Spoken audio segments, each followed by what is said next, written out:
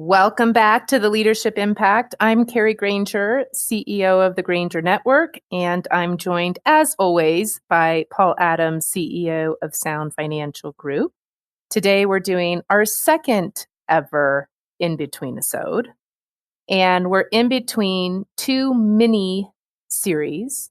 And we just concluded that mini series on momentum, and we're moving into our next mini series on new futures. Thank God we have Lindsay, who is kind of the architect of all these miniseries.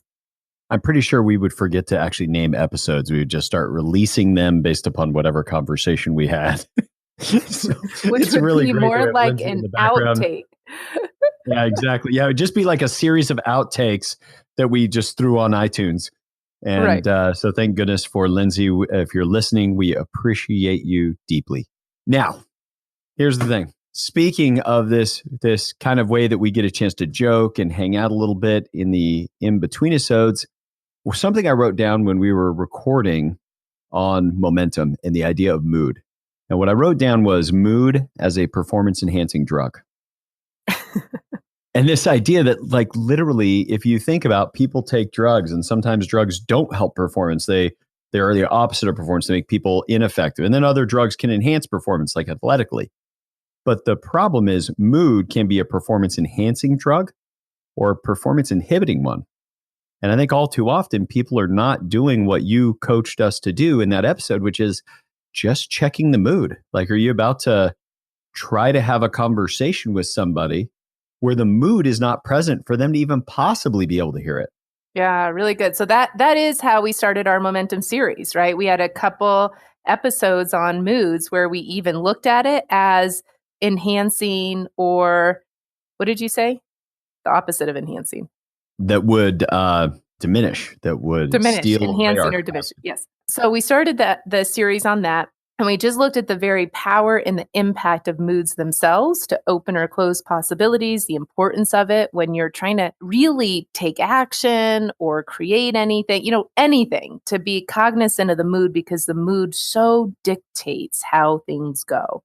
We then went into, what's the source of your ambition? How do you move yourself from, in that episode, we looked at resignation or resentment into ambition. And we saw, the path to ambition starts with acceptance of how things are. That's something we've talked about a bit. And that was kind of the mood side of momentum. How do you keep your momentum going? And then we moved into the conversation side of momentum. So, how do we shift our conversations? And in that episode, we provided the distinction between identifying with your position on a matter, your solution, and that's kind of the place where we get stuck a lot.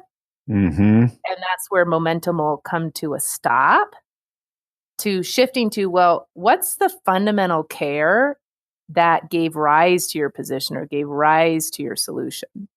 I'm talking with somebody right now about the possibility of doing work with them, and they called me with their solution, and they're so attached to their solution, and their solution isn't going to work for us.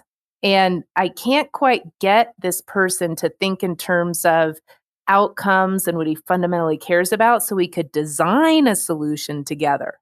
Mm-hmm. Right? And then the last conversation I had with him, I said, okay, well, what do you think this solution is going to provide? And when he said what they could provide what he thinks it could provide, all of a sudden we could start to invent. I said, well, what if we could do it this way and provide that? Right? So it kind of broke that open a little bit, shifting our conversation to a little bit deeper level. And I think the last thing that we did in Momentum series, the last topic we touched on, was leveraging our physical stance. And, just the mind-blowing thing that happens when you shift the way you're holding your physical body. You put your arms in the air and try to be mad. Good luck. Yes. Yeah. Or feel tired, like before going into a meeting and just jumping up and down.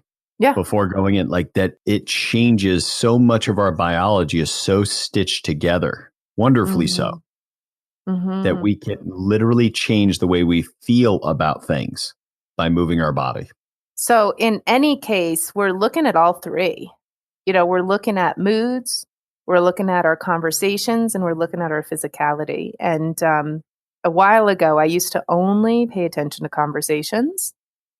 And I really miss the impact of moods and physicality. And sometimes I'd shift the conversation, but then I'd like shift right back to where I was before. So paying attention to all three, that's where we get our momentum.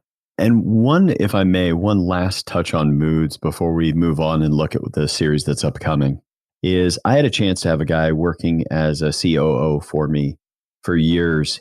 Prior to working for me, he was working for he was a special operator prior, and then worked for an agency that doesn't have a name, but for a little while.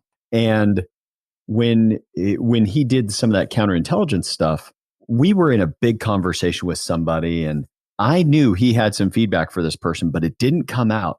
And I just trusted him in it. And we went away from that meeting, and I said to him, I said, that seemed like a good time when you could have brought up this that have been problematic with this vendor of ours. And he said, I agree, I could have brought it up.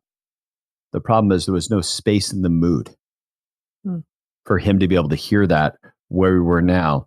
I will just be patient. I won't forget that thing. I'll wait until there's a space. And just him giving the term of there's not the space in the mood changed my ability to observe a lot of things. And there's still times I choose to talk about something where there is no space, but I'm going to fit a crowbar in and crank on it. Almost always to my disadvantage. And yet it was a great thing for me to notice when I overstep or do something that there's not a mood for, or you start on something and it starts to go flat and you go, I'll back off this for now and we'll come circle back later when the mood's right. Yeah. Didn't we learn that as young children? Like to try to butter our parents up before we asked for the thing we wanted? Yes. My kids know it well. Somehow we forgot that over time. Indeed. Well, and oftentimes it's because we end up forcing things. And now this might be a good time to transition because we're trying to create some new future. We've got some current situation we don't like about the current situation, or we need a new future. And sometimes we try to shoehorn it through that mood initially, and we don't end up getting the momentum to carry us into the new future. So speaking about new futures, one of the things we're going to talk about is we're going to talk about the mood in which we create that future, that the mood is compelling, it's bold, there's a productive mood. We actually pay attention to that. And we pay attention to the moods and the conversations that are already existing before we try to input a new vision. That's one of the things we're going to talk about probably on episode 10. But Paul, you know what I want to do is I want to start this next series with something a little counterintuitive.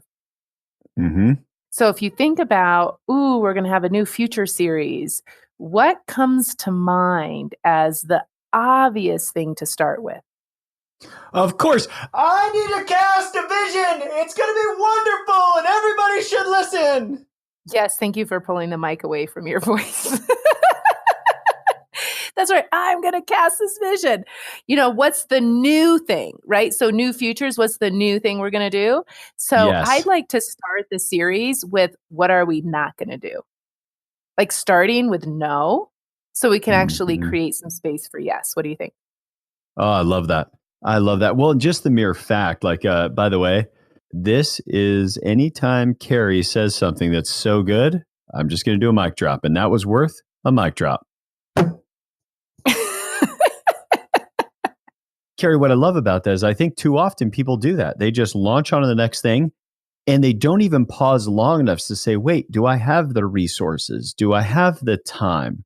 Do I have the capital? They just go create the new future and try to backfill those things. So they don't pause to do an inventory of any of that, let alone say no to anything that would create the space for what the new future they're creating. Yeah, perfect. So I think that's the thing. What do you need before you create is some space to create. So how do you create space? Let's start with no, completing, ending, saying no. And I think that, just foreshadowing a little, that might be a very useful theme for us to carry throughout our next couple episodes.